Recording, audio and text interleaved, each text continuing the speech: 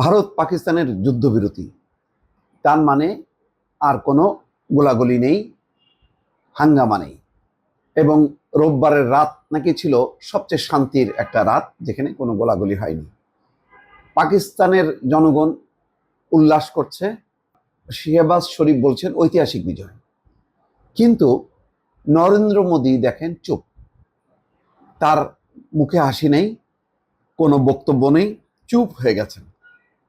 এর মধ্যে খবর হচ্ছে যে তিন বাহিনীর প্রধানের সঙ্গে নরেন্দ্র মোদী বৈঠক করছেন। দর্শক, পাকিস্তান ভারতের এই দ্বন্দ্ব সংঘাত নিয়ে ভিডিওগুলো যদি আপনার পছন্দ হয় তাহলে এই ভিডিওটি শেয়ার করুন, লাইক দিন এবং চ্যানেলটি সাবস্ক্রাইব করুন।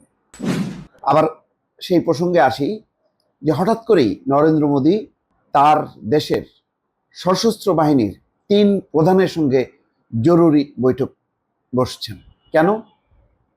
তার মানে হচ্ছে যে ভারত যে ক্ষয়ক্ষতির সম্মুখীন হয়েছে সেটি একটি ভয়ঙ্কর। এখন জবাবদিহিতার প্রশ্ন। রাহুল গান্ধী বলছেন যে জবাব দিতে হবে, পার্লামেন্টে আলোচনা ডাকুন, আলোচনায় বসুন এবং আমরা জানতে চাই কেন যুদ্ধবিরতি, হঠাৎ করে কেন যুদ্ধবিরতি, কোন প্রেক্ষাপটে যুদ্ধবিরতি এবং এই যুদ্ধে আসলে ভারতের অর্জনটা কি, ভারতের অর্জনটা কি, এই ব্যাখ্যা একটা কঠিন অবস্থার মধ্যে পড়েছে।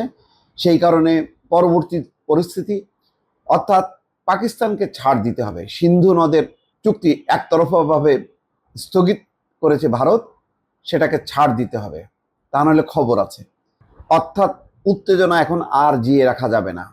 যেই ক্ষয়ক্ষতি হয়েছে ভারতের, সেই ক্ষয়ক্ষতির পরিমাণটা কি, এই ব্যাপারে তারা দেশের জনগণকে কি বলবে, বিরোধী দলকে কি ব্যাখ্যা দেবে, অথবা এই পরিস্থিতি কেন হলো, কোন প্রেক্ষিতে হলো, এত ভয়ঙ্কর একটা পরিস্থিতির মধ্যে পড়লো কেন, আঘাত করতে যে প্রত্যাঘাতটা হয়ে গেল সবচেয়ে বড় কেন, এই বিষয়টি বোঝার জন্যই সম্ভবত নরেন্দ্র মোদী তিন বাহিনীর প্রধানের সঙ্গে বৈঠক করেছেন। সেই খবরে বলা হচ্ছে নরেন্দ্র মোদী তার নিজের বাসভবনে উচ্চ পর্যায়ের নিরাপত্তা বৈঠকে বসেছেন ভারতের প্রধানমন্ত্রী নরেন্দ্র মোদী। বৈঠকে তিন বাহিনীর প্রধান এবং প্রতিরক্ষা মন্ত্রী রাজনাথ সিং উপস্থিত রয়েছেন। এছাড়া সিডিএল অনিল চৌহানও সেখানে উপস্থিত আছেন বলে জানা গেছে। সোমবার এক প্রতিবেদনে এই তথ্য জানিয়েছে ভারতীয় সংবাদ মাধ্যম এনডিটিভি। সংবাদ মাধ্যমটি বলছে, সোমবার নরেন্দ্র মোদীর দিল্লির বাসভবনে উচ্চ পর্যায়ের এই নিরাপত্তা বৈঠকে উপস্থিত রয়েছেন প্রতিরক্ষা মন্ত্রী রাজনাথ সিং, পররাষ্ট্রমন্ত্রী S Jaishankar, chief of defence staff general Anil Chauhan এবং তিন বাহিনীর প্রধান সেনাপ্রধান জেনারেল উপেন্দ্র দ্বিবেদী, নৌবাহিনীর প্রধান অ্যাডমিরাল দীনেশ কে ত্রিপাঠী এবং বিমান বাহিনীর প্রধান air chief marshal Amarpreet Singh.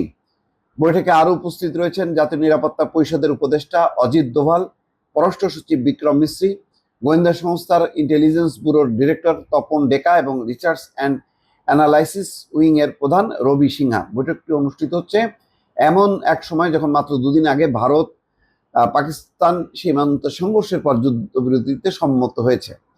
4 দিন পাল্টাপাল্টি হয়েছে উত্তেজনা, কিন্তু যেদিন পাকিস্তান চরমভাবে আঘাত হানে সেই দিন বিকেলবেলায় যুদ্ধবিরতি। তার মানে ওই ধাক্কাটা ভারত আর বহন করা সম্ভব হয়নি।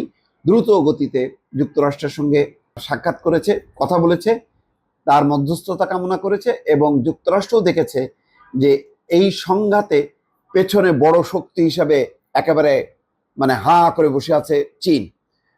ইতিমধ্যে চীনের প্রযুক্তি ব্যবহার করে ভারতের ভয়ঙ্কর ক্ষয়ক্ষতি হয়েছে। এখন দেখেন, পাকিস্তানে কিন্তু কোনো বৈঠক নেই, নিরাপত্তা সংক্রান্ত অন্যান্য সমস্ত বৈঠক শেষ, কিন্তু ভারতের কিন্তু উদ্বেগ উৎকণ্ঠা কাটছে না। কেননা এখন ভারতকে ছাড় দিতে হবে।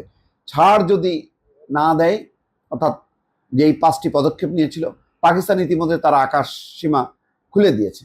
এখন ভারতকে আকাশ সীমা খুলতে হবে, ভারতকে সিন্ধু নদের পানি প্রবাহ নিশ্চিত করতে হবে।